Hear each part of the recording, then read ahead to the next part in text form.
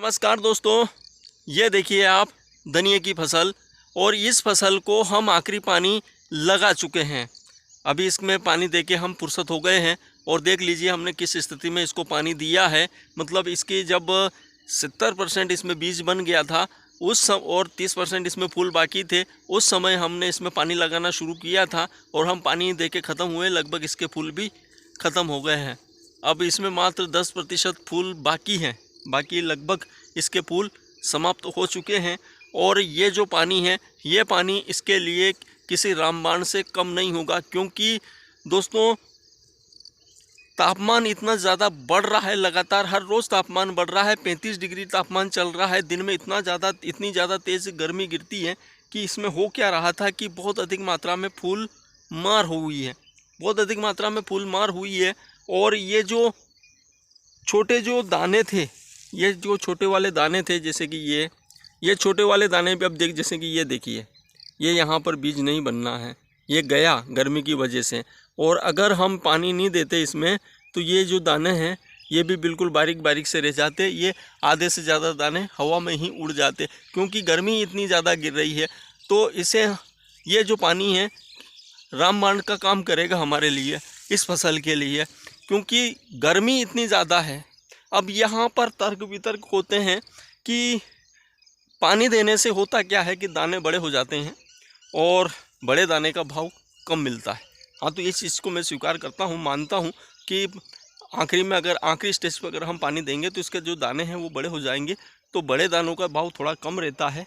लेकिन अगर हम पानी नहीं भी देंगे तो हमें उससे कहीं गुना ज़्यादा हमें नुकसान भी उठाना पड़ेगा, क्योंकि गर्मी इतनी ज़्यादा गिर रही है। अगर गर्मी नहीं गिर रही होती तो हम भी इसको पानी नहीं देते, और ये मतलब अगर 30 डिग्री के अंदर तापमान चल रहा होता। अब देखिए 35 डिग्री तापमान जो अप्रैल में होता है, 35 डिग्री से एक दिन तो 36 हो गया था। जो अप्रैल में चलता है तापमान वो फरवरी में है, और फरवरी में भी शुरुआत से ही हो गया है, शुरुआती दौर से ही हो गया है। अब 35-36 डिग्री तापमान, इतना ज़्यादा तापमान बहुत सालों बाद इतना तापमान इस फरवरी में देखने को मिल रहा है जितना कि इस साल है। तो हमने 45 दिन की स्थिति में पानी दिया था, उसके बाद हुआ क्या कि एकदम से गर्मी इतनी ज़्यादा तेज़ गिरने लगी फरवरी में, जिसकी वजह से खेतों में बहुत गहरी गहरी दरारें पड़ गई हैं, जिसकी वजह से कहीं ना कहीं फसल पर नुकसान हो रहा था। बहुत सारे जो फूल हैं वहीं के वहीं चिपक गए हैं। ये देखिए आप, ये बीच में ये फूल, ये इसमें ये फूल, ये फूल, ये गए, इनमें बीज भराव का कार्य नहीं होगा। गर्मी की वजह से इतना ज़्यादा इफेक्ट इनके ऊपर पड़ रहा था। अब अगर खेत में नमी बची नहीं है, बिल्कुल नमी नहीं बची है।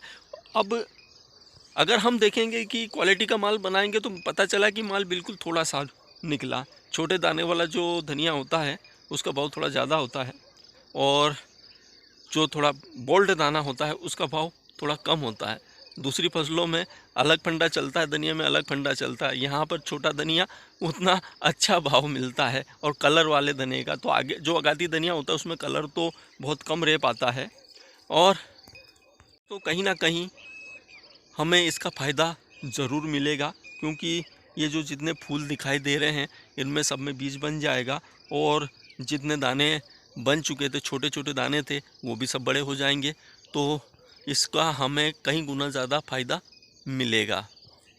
तो दोस्तों, जो धनिया में आखिरी सिंचाई है 60% 70% जब इसके बीज बन जाए उसके बाद हम कर सकते हैं। उसके बाद इसमें किसी प्रकार की कोई समस्या देखने को नहीं मिलेगी। अब गर्मी के साथ साथ एक चीज़ और देखने को मिल रही है धनिया में, जो धनिया की फसल को बहुत अधिक नुकसान पहुंचा रही है, वो है हरा माहू। हरा माहू क्या कर रहा है, हमारे धनिया में तो नहीं है, मैंने स्प्रे करवा दिया था, कि वो यहाँ से चिपकना शुरू कर रहा है और इसको पूरा इसका रस चूस रहा है, जिसकी वजह से इसमें दाने नहीं बन पा रहे हैं। फूलों में चिपक रहा है, यहाँ से ये ऐसे यहाँ नीचे से चिपकता है और चिपकते चिपकते यहाँ तक आ जाता है और इसको पूरे को ख़त्म कर देता है। तो हरा माहू और प्लस काला माहू वो भी आके बैठ रहा है, वो भी रस चूस रहा है। तो हरा और काला दोनों प्रकार के जो माहू हैं वो हमारी फसल को नुकसान पहुंचा रहे हैं। तो हमें हरे और काले माहू से निपटने के लिए, माहू एक बहुत हल्का कीट है जो कि बड़ी आसानी से ख़त्म हो जाता है, रासायनिक दवाइयों से बड़ी आसानी से ख़त्म हो जाता है। लेकिन अगर हमारी जो धनिया की फसल है अगर फूलों में है, फूलों का दौर चल रहा है, तो उसमें थोड़ा हल्का डोज दिया जाता है, और अगर बीज बन गए हैं तो फिर उसको हम अच्छा डोज उसमें दे सकते हैं। तो वो तो जो हम दवाइयाँ लेके आएंगे क्लोरोप्लिप, तो दोस्तों हम माहू कीट के लिए इमिडाक्लोप्रिड नाम की जो दवाई आती है हम उसका स्प्रे कर सकते हैं। उसके अलावा भी बहुत सारे जो टेक्निकल हैं, बहुत सारी जो दवाइयाँ हैं, आप उनका इस्तेमाल कर सकते हैं, उनका छिड़काव कर सकते हैं इसमें। और इसकी मात्रा जो दुकानदार आपको बताए उसी अनुरूप हम उसका इस्तेमाल करें, उससे ज़्यादा ना करें। और देखिए दोस्तों, हाँ, अगर बीज भराव का कार्य पूरा हो गया और अगर माहू है तो अगर मात्रा थोड़ी बहुत ऊपर नीचे हो जाती है तो चल जाती है। लेकिन अगर फूलों का दौर है और अगर आप मात्रा ज़्यादा कर देते हैं तो नुकसान उठाने को मिलता है, नुकसान होता है। तो जब हम दवाइयाँ लेके आएँ तो दुकानदार से फूलों की स्थिति बताकर ही दवाई लेके आएँ, तो उसी अनुरूप वो आपको दवाइयाँ देंगे फूलों की स्थिति में कौन सी चलेगी, और जब पूरा बीज भरा हो गया है, बीज बन गए हैं, उस समय कौन सी चलेगी, है ना। तो और इसके अलावा दोस्तों गर्मी से एक चीज़ और देखने को मिली, मैं एक जगह देख के आया हूँ, वहाँ पर जो कह सकते हैं छाछा, या मालवा में कहते हैं छाछा, और बहुत सारी जगह कहते हैं उसे बभूती रोग, और अलग अलग नामों से उसे पुकारा जाता है। जिसमें होता क्या है, ऐसा लगता है जैसे कि इसमें किसी ने पाउडर फेंक दिया हो, बिल्कुल सफ़ेद सफ़ेद हो जाता है। तो ये एक फफूंद है। तो इसके लिए भी हम चाहें तो जो लिक्विड वाला सल्फर है उसका उपयोग कर सकते हैं और अपनी फसल को सुरक्षित कर सकते हैं। क्योंकि ये जो छाछा है, ये छाछा भी हमारी जो धनिया की फसल है इसको चौपट कर देती है। क्योंकि धनिया की खेती करने वाले सारे किसान भाई जानते हैं इस छाछा को, छाछा कहते हैं, बबूती कहते हैं। ये किस प्रकार से चपेट करता है, जब गर्मी जैसे जैसे गर्मी बढ़ने लगती है और ये छाछा धनिया में आने लगता है।